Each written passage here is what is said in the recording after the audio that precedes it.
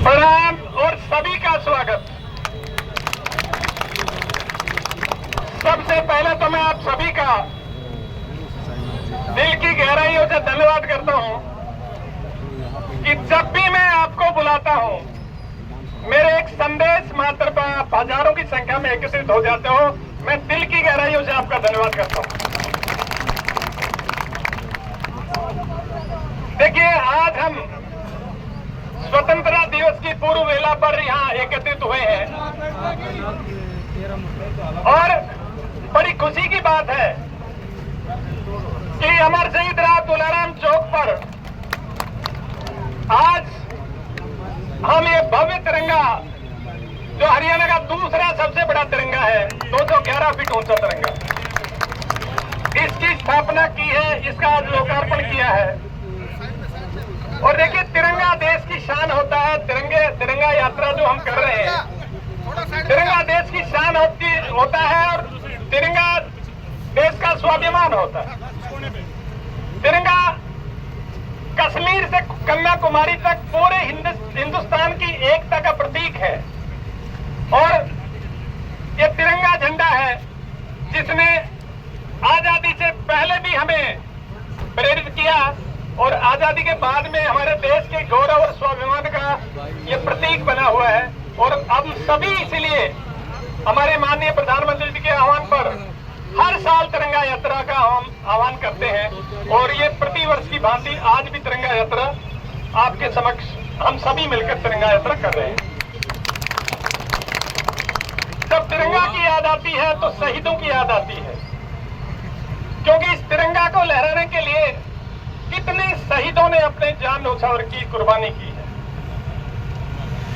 हमारा ये इलाका वैसे भी शहीदों का इलाका है, सेनानियों का इलाका है और किसी भी युद्ध में 1857 से लेकर और ऑपरेशन सिंदूर तक हर युद्ध में हमारे इस क्षेत्र के रणबांकुरों ने अपना बलिदान दिया, अपनी कुर्बानी दी। इसलिए हम जो है उन शहीदों को सम्मान के लिए भी ये यात्रा, उनके सम्मान में भी ये यात्रा निकाली जा रही है। और भाइयों बहनों, राव तुलाराम जैसे शहीद यहाँ हुए, देखिए उस समय की कल्पना कीजिए जब अंग्रेज के खिलाफ हिंदुस्तान का कोई राजा, कोई शासक बोलने की हिम्मत नहीं करता था। और उस समय जब सब राजाओं से अंग्रेजों की संधि हो रही थी, जो इतिहास जिन्होंने पढ़ा है उनको ध्यान होगा कि जो अंग्रेजों का आधिपत्य स्वीकार कर लेते थे, उनके राज में अंग्रेजी फौज उस राजा के खर्चे पर तैयार होती थी।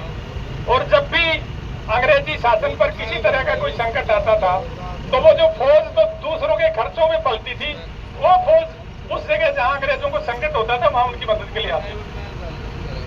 उस समय राव तुलाराम जैसे बहादुर योद्धा ने अंग्रेजों के खिलाफ लड़ाई लड़ने का साहस दिखाया था, तो उस अमर शहीद को सत सत प्रणाम, सत सत नमस्कार।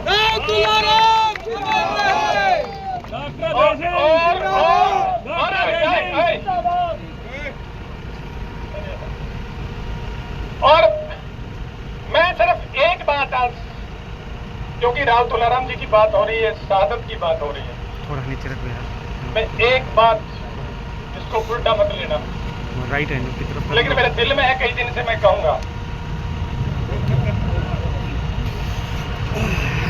आप 1857 से आज तक कितने शहीद हुए हैं?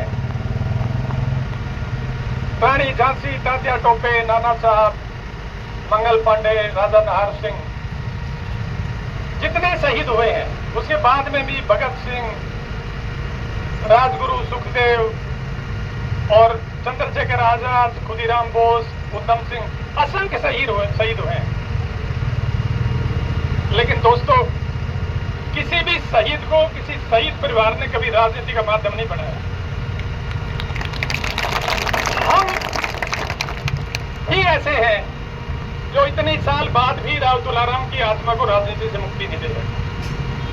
तो मेरा निवेदन है कि 22-25 साल के बाद में तो बेटा भी बाप को कह देता है कि भाई मैं अब ठीक अपना रोजी रोटी खुद कमा लूंगा, अपनी खुद कर लूंगा। अब 50 साल बाद में भी राव तुलाराम के कंधे से उतर के राजनीति करने की हिम्मत नहीं कर रहे। तो हमें इस बात पर सोचना चाहिए कि राजनीति को अलग कीजिए, राव तुलाराम की शहादत को सारी दुनिया की शहादत, सारे देश की शहादत रहने दीजिए।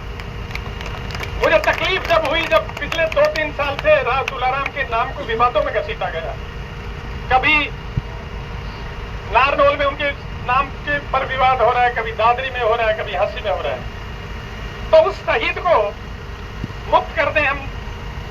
मैं तो सभी से, अहिरवाल की सारे क्षेत्र से अपील करता हूं कि इस बात पे विचार कीजिए कि राव तुलाराम के नाम पर आगे राजनीति ना हो। धन्यवाद, जय हिंद। अगली बात में जो कहनी है, अब सभी यहां से चल के पौधारोपण का कार्यक्रम करेंगे। और देखिए, नांगल चौधरी हल्के में पौधारोपण की जितनी जरूरत है उतनी शायद दूसरे हलकों में नहीं है, क्योंकि यहाँ प्रदूषण, क्रैशर का भी प्रदूषण है, माइनिंग का भी प्रदूषण है, बहुत प्रदूषण है। तो यहाँ तो आज हम वृक्षारोपण करेंगे, लेकिन साथ साथ मैं आपको एक अपील और करूंगा कि हर गांव में, जितने गांवों से आप लोग आए हो, हर गांव में कम से कम 100 पौधे जरूर लगाओ सारे गांव। क्योंकि हमें नांगल चौधरी को हरा भरा बनाना है, और हर गांव जब हरा भरा बनेगा तो पर्यावरण भी अपने आप सुधर जाएगा और सारी व्यवस्थाएं ठीक हो जाएगी।